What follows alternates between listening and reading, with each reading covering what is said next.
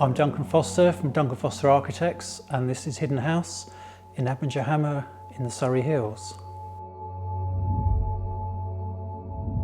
This house replaces a 1960s house bungalow on the site, and as it's located in Greenbelt, we were restricted in terms of how much bigger the house could be. The house has been designed as an upside down house with the master bedroom, living and snug area on the upper ground entrance level, and then the guest bedrooms and accommodation dug into the ground at lower level. The view was the key element to incorporate into the design. And we were fortunate in that the site faces north, so we weren't really limited in how much glazing we could have on the north elevation. Whereas on the south, we were a bit more restricted to obviously reduce overheating. The entrance level has been designed obviously with views from every part of the house inside. And then the glazing on the south has been carefully positioned so that when you're on the terrace on the southern side, you still get the benefit of the view from looking through the house to the view beyond. We then introduced corner glazing because it just helps maximise the lateral views. So that when you're in a room, you've not just got the view to the horizon out there, you gain the benefit of all the landscaping behind more than 180 degrees.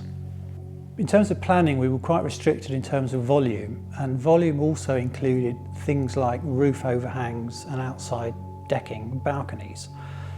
So the idea with this is rather than use up some of that volume to create an outside balcony, we took the view that if we actually made the glazing and the balustrading becomes part, so the room becomes part of the balcony, as it were. So you're basically sitting in the room, but with the glazing open, it's like you're on a balcony without having to use the volume of a balcony in terms of planning. From experience, I knew roughly the sort of parameters to work with within the glazing, and we tendered the glazing package to 3 companies, and were most impressed with ID, which was the technical approach which balanced aesthetics with the actual function. We're a very exposed site here, so we obviously wanted the thinnest frame possible, but we were sort of governed by the exposure. And what's nice about the ID system is it's got a very slim vertical profile, but the depth isn't as deep as others. So we sort of got the best of both worlds here. We've got a robust product which is slim to look through. One important view from the house was on arrival. We're obviously limited to bulk above ground level, and quite dominant form when you enter into the site is the roof form.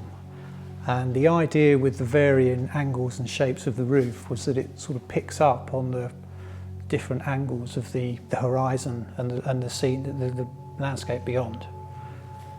The entrance level is split into 3 volumes. You've got the master suite, you've got the main kitchen, living, dining suite, and then you've got the snug TV room.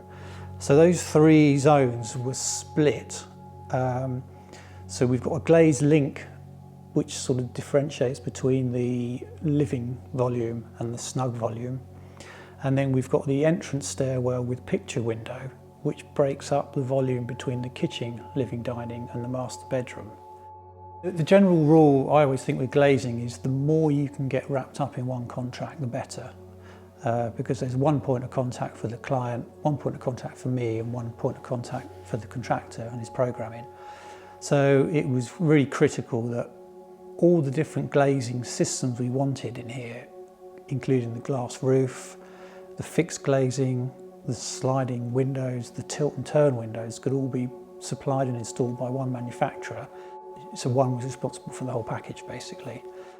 We're very happy with the house. The client is as well. The feedback's been very positive living here. It's a very comfortable, relaxing place to live. Very quiet place to live. And obviously the glazing plays a massive part in that. I think the glazing just enables the design to come alive.